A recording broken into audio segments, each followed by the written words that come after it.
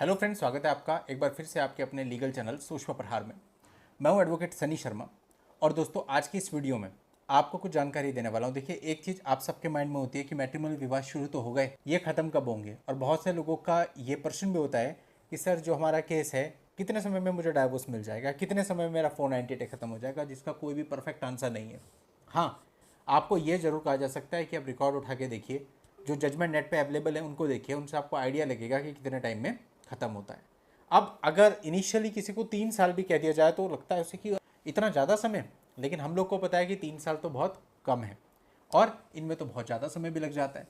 तो ऐसे में दोस्तों, अभी लेटेस्ट जजमेंट आया है केरल हाई कोर्ट का, जहाँ पे 498 का मामला था। और केरल हाई कोर्ट ने कहा कि हमारे संविधान के आर्टिकल 21 के अंतर्गत निहित त्वरित सुनवाई के मौलिक अधिकार को रेखांकित किया गया है, यानी बताया गया है कि भाई त्वरित सुनवाई होनी चाहिए, जल्दी मामलों का निपटारा होना चाहिए। अब दोस्तों, इस मामले के अंतर्गत 498 और 34 आईपीसी के एक मामले को ख़त्म भी कर दिया गया जल्दी से। आज की इस वीडियो में हम इस लेटेस्ट जजमेंट के बारे में जानेंगे कि इस लेटेस्ट जजमेंट में क्या परिस्थितियाँ थी, कैसे थी और क्या सारी चीज़ें हुई। और दोस्तों, इससे आप सभी लोगों को फ़ायदा मिलेगा जिनके करंटली इस प्रकार के केसेस चल रहे हैं। तो आखिर तक वीडियो में बने रहिएगा। अभी तक भी चैनल को सब्सक्राइब नहीं किया है तो फटाफट चैनल को सब्सक्राइब करके नोटिफिकेशन बेल पर जरूर क्लिक कर लें, ताकि इस चैनल पर आने वाले ऐसे सभी वीडियोज़ की निरंतर जानकारियाँ आपको मिलती रहें।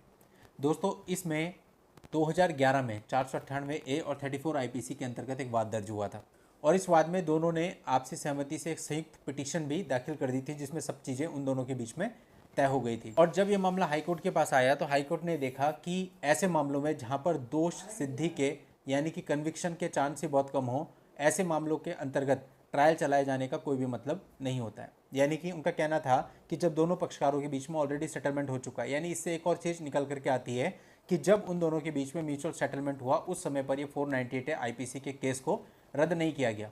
यानी ऐसा आप में से भी बहुत सारे लोगों के साथ होता है कि म्यूचुअल के टाइम पे 498 को ख़त्म नहीं करवाते और बाद में दूसरी पार्टी अपेयर नहीं होती और वो केस चलता रहता है। ऐसे कुछ मामला मुझे लग रहा है जहाँ पर 498 34 आईपीसी का जो केस था वो उस समय पे ख़त्म नहीं हुआ, जबकि उन्होंने म्यूचुअल के लिए अप्लाई किया और म्यूचुअल हुआ। तो बाद में 498 और 34 आईपीसी को जब क्वैश कराने के लिए गए तो वहाँ पे केरल हाई कोर्ट ने एक तो ये चीज़ देखी कि भाई जब दोनों पक्षकारों के बीच में सब कुछ खत्म हो चुका है तो अब अगर इसको चलाया जाता है तो process of misuse of law है। और इसके अतिरिक्त आर्टिकल 21 के अंतर्गत जो त्वरित सुनवाई का अधिकार है उसको भी रेखांकित किया।